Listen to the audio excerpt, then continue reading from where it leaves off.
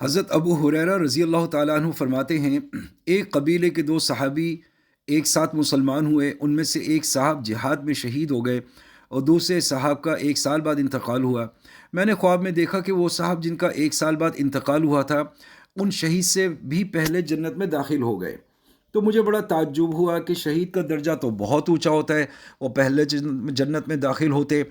میں نے حضور صلی اللہ علیہ وسلم سے خود عرض کیا یا کسی اور نے عرض کیا تو حضور اقدس صلی اللہ علیہ وسلم نے ارشاد فرمایا کہ جن صاحب کا بعد میں انتقال ہوا ان کی نیکیاں نہیں دیکھتے کتنی زیادہ ہو گئیں۔ ایک رمضان کے پورے روزے ان کے ساتھ ہوئے، 6,000 اور اتنی رکعتیں نماز ایک سال کی ان کی بڑھ گئیں۔ فائدہ: اگر ایک سال کے تمام مہینے 29 دن کے لگائے جائیں اور صرف فرض اور وتر کی 20 رکعتیں شمار کی جائیں تب بھی 6,960 رکعتیں ہوتی ہیں، اور جتنے مہینے 30 دن کے ہوں گے 20 رکعتوں کا اضافہ ہوتا رہے گا، اور سنتیں اور نوافل بھی شمار کیے جائیں تو کیا ہی پوچھنا۔ ابن ماجہ میں یہ قصہ اور بھی مفصل آیا ہے۔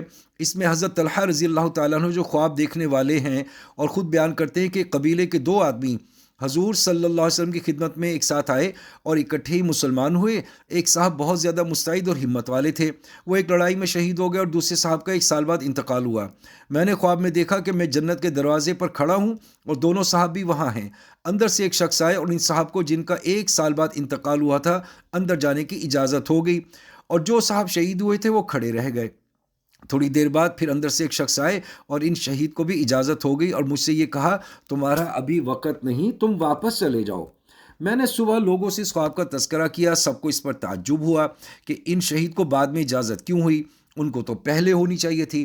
آخر حضور صلی اللہ علیہ وسلم سے لوگوں نے اس کا تذکرہ کیا تو حضور صلی اللہ علیہ وسلم نے ارشاد فرمایا، اس میں تعجب کی کیا بات ہے؟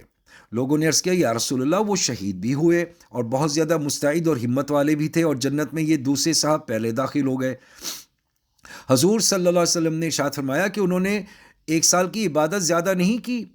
عرض کیا بے شک کی۔ ارشاد فرمایا کیا انہوں نے پورے رمضان کے روزے نہیں رکھے؟ عرض کیا بے شک رکھے۔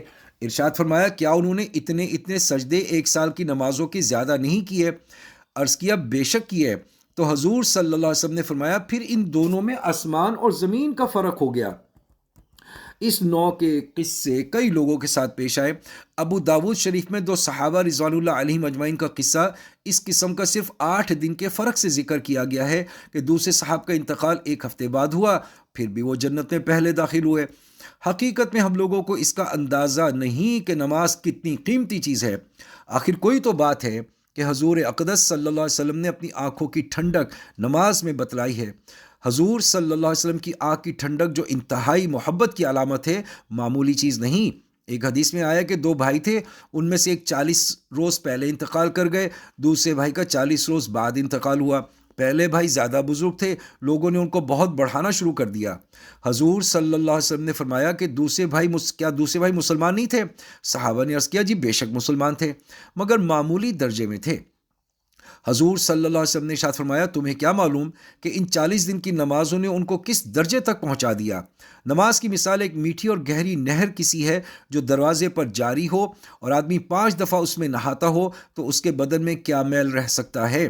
اس کے بعد حضور صلی اللہ علیہ وسلم نے فرمایا تمہیں کیا معلوم کہ اس کی نمازوں نے جو بعد میں پڑھی گئیں اس کو کس درجے تک پہنچا دیا ہے؟